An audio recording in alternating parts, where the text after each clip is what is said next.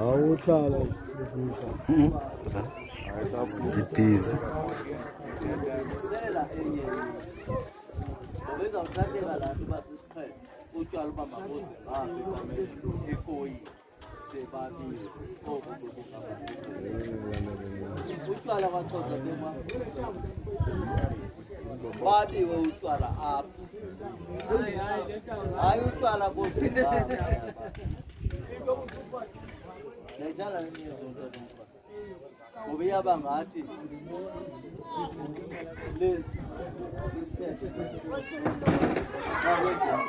omnye uzawuthatha laa nto yenze nami engathi natsho ngikuqalise xa wancedontana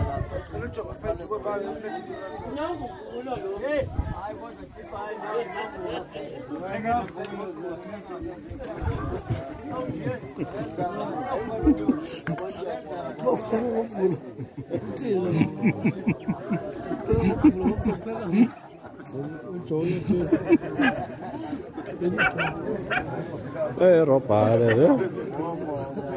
hayi bofana ufasi